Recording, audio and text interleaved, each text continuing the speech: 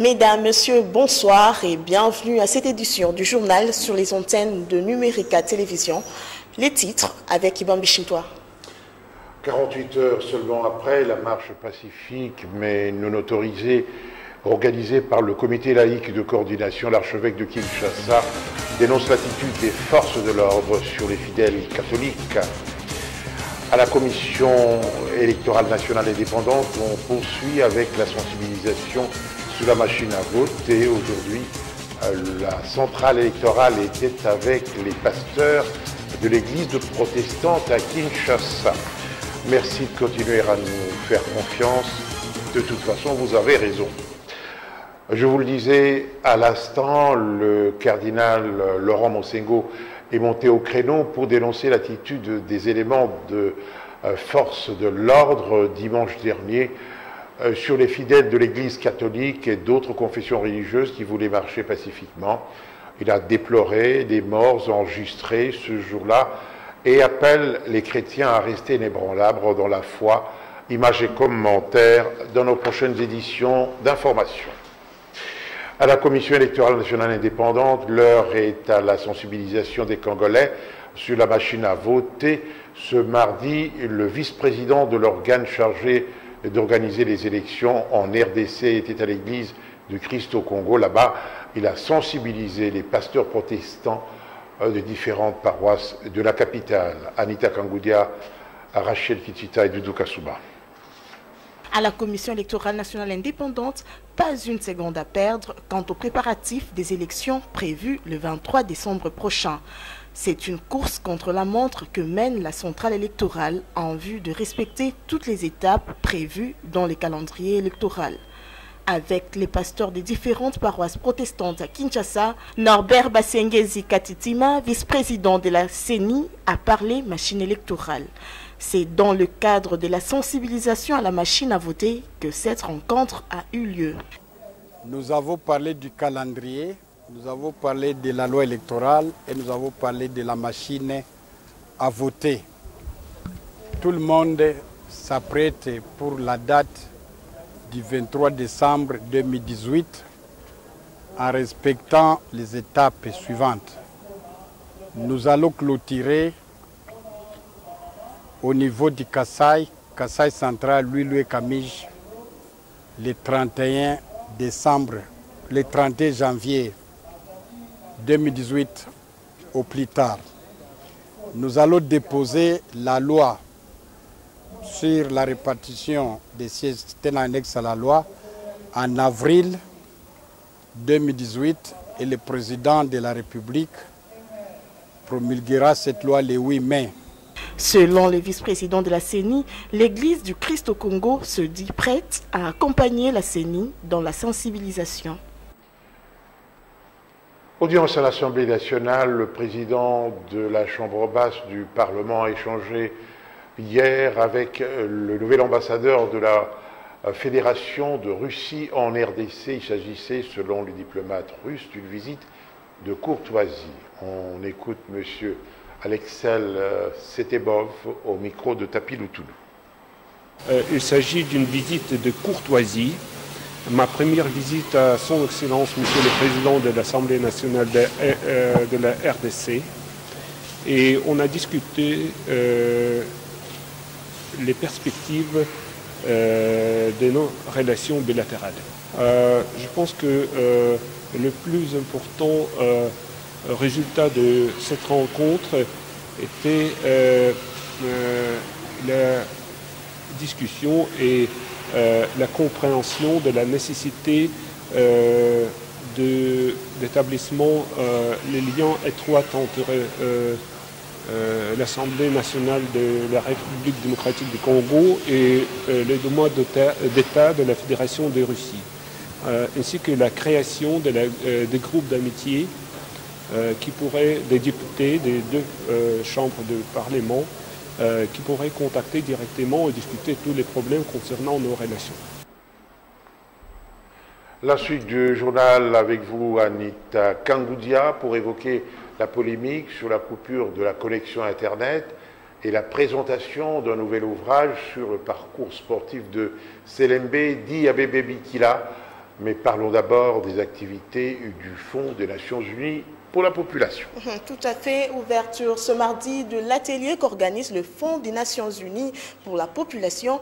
Il s'agit pour l'Agence du système des Nations Unies d'examiner le bilan d'exécution de son programme au cours de l'année qui vient de s'achever, mais aussi de planifier les interventions à mener au cours de l'année 2018. Bienvenue Babois et Alain Zongola. C'est dans le souci de répondre aux besoins de la population dans le domaine de son mandat que l'UNFPA organise ses travaux. Pendant 4 jours, les participants devront d'abord examiner le bilan d'exécution du programme au cours de l'année 2017.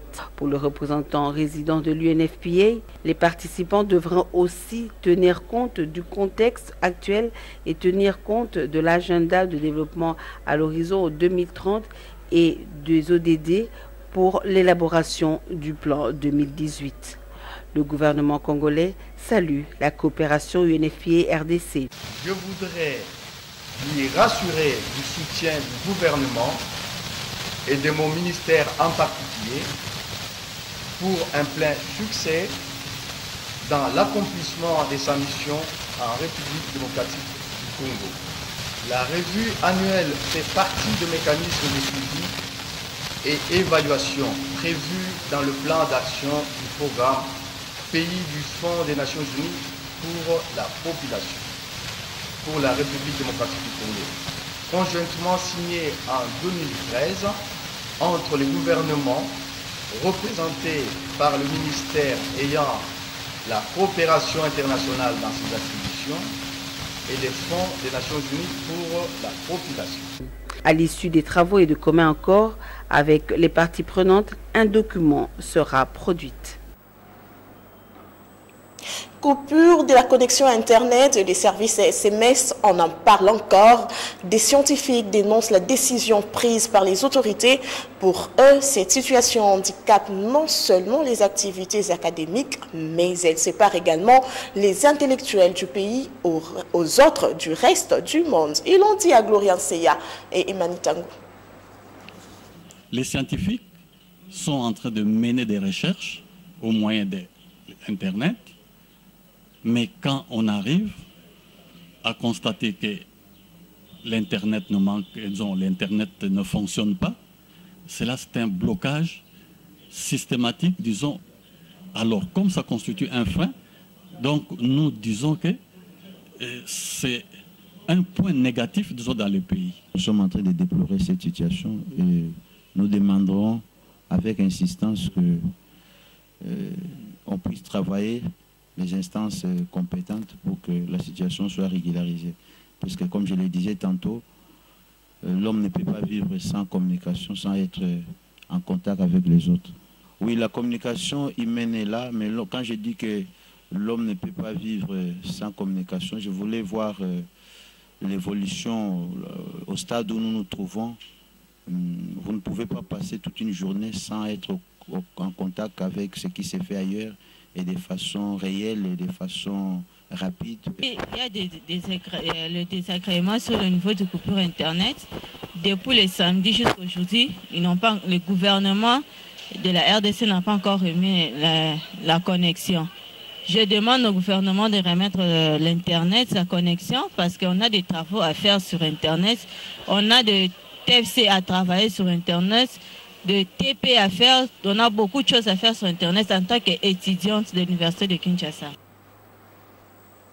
Selembe Di Abebe Bikila, pionnier de l'athlétisme congolais, c'est l'intitulé du livre baptisé ce mardi. Dans cet ouvrage, l'auteur Selembe Manda immortalise le parcours sportif de son père, qui était parmi les meilleurs marathoniens du pays vers les années 80. Le baptême du livre a eu lieu au centre Wallonie-Bruxelles en présence des différentes autorités. Kelly Yoka et Théodore Chitolé. 4472 km en 80 jours et 15 heures, soit une moyenne de 53 km/h par jour. Tel est le parcours du combattant de l'athlète congolais Selembe Wakibumba Oulu. Il a fait le tour de la RDC en marge de la 3e Jeux zaïrois organisée en 1980. C'est à travers cette œuvre que l'auteur, qui n'est autre que son fils, a voulu immortaliser le parcours de ce grand athlète congolais. Et ce fut ce qu'on appelle un travail de longue haleine, que ce soit sur le plan physique, sur le plan moral, sur le plan intellectuel et tout. Selembe s'identifie au marathonien éthiopien Abebe Bikila qui fut double médaille d'or aux Jeux Olympiques de Rome en 1960. À l'instar de son mentor, Selembe s'est juré de faire le tour de la RDC au cours d'une compétition. Un parcours qui a inspiré tout un ouvrage biographique à son fils. Quand j'ai terminé mes études, comme je n'avais pas quoi faire, je me suis dit non, je vais toutefois écrire quelque chose sur ce que mon père a fait comme fait sportif. Parce que j'avais cette idée-là depuis longtemps. Je disais à mes amis, même à l'école, que les jours où j'ai terminé mes études, j'écrirais un livre sur les exploits sportifs de mon père. Et quand j'ai terminé, comme j'avais l'opportunité, je me suis dit non, c'est l'occasion pour coucher toutes les idées que j'avais en tête sur un papier, puis les faire connaître à l'humanité tout entière. Un trajet de 4472 km à pied et sans chaussures de Bukavu à Kisangani, de Kinshasa à Boma, en passant par Lissala, tels sont les quelques parcours de l'athlète Selembe dit Abebe Bikila. Très sympathique. En sport, le DSMP consolide sa place de leader dans la zone, dans le développement ouest du championnat national.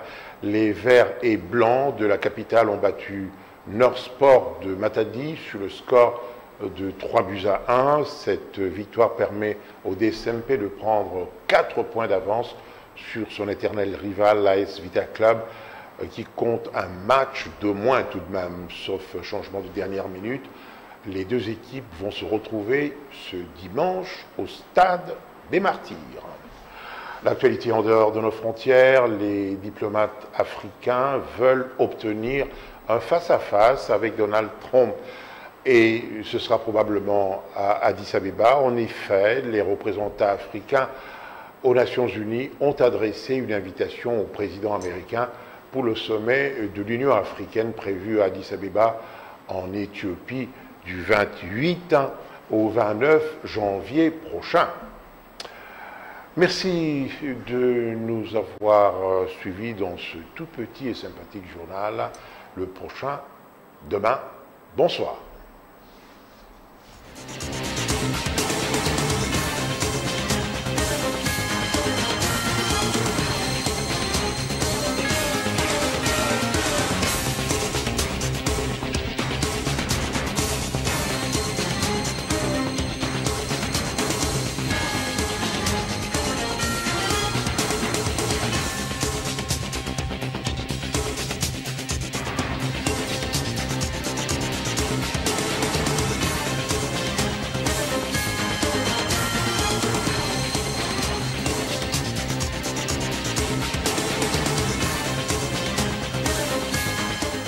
Les familles Nzinga et Mandar ont la profonde douleur d'annoncer aux amis et connaissances, aux ressortissants de Bumba, le décès inopiné de leur frère, oncle Mangombo Nzinga Fabien, alias Vie Alabo, mort survenu à Kinshasa le lundi 15 janvier 2018.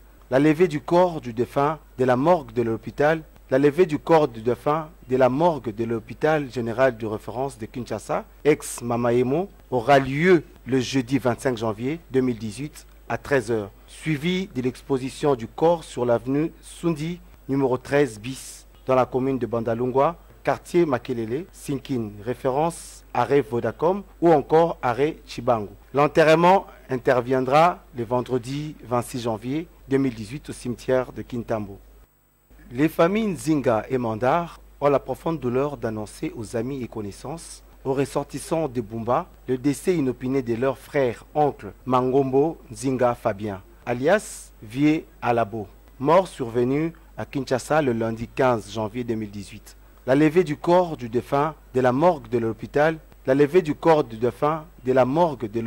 général de référence de Kinshasa, ex-Mamaemo, aura lieu le jeudi 25 janvier 2018 à 13h, suivi de l'exposition du corps sur l'avenue Sundi, numéro 13 bis, dans la commune de Bandalungwa, quartier Makelele, Sinkin, référence arrêt Vodacom ou encore arrêt Chibangu. L'enterrement interviendra le vendredi 26 janvier 2018 au cimetière de Kintambo.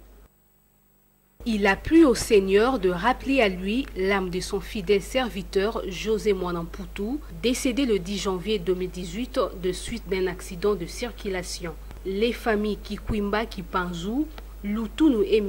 Kitori Sassi informent les amis et connaissances que la levée du corps de la morgue de l'hôpital de Kassangoulou interviendra ce vendredi 26 janvier. Le corps sera exposé en face de l'espace Langiloise dans la commune de Ndjili, quartier 4. L'enterrement aura lieu samedi 27 janvier 2018 au cimetière de Ndjili Brasserie. Les familles éplorées demandent à tous ceux qui ont connu José Mwanamputu de garder une pensée pieuse en sa mémoire. Il a plu au Seigneur de rappeler à lui l'âme de son fidèle serviteur José Mwanamputu, décédé le 10 janvier 2018 de suite d'un accident de circulation. Les familles Kikwimba Kipanzu, Lutunu et M. Kitori Sassi informent les amis et connaissances que la levée du corps de la morgue de l'hôpital de Kassangoulou interviendra ce vendredi 26 janvier. Le corps sera exposé en face de l'espace Langiloise dans la commune de Ndjili, quartier 4. L'enterrement aura lieu samedi 27 janvier 2018 au cimetière de Ndjili Brasserie. Les familles éplorées demandent à tous ceux qui ont connu José Mwanamputu de garder une pensée pieuse en sa mémoire.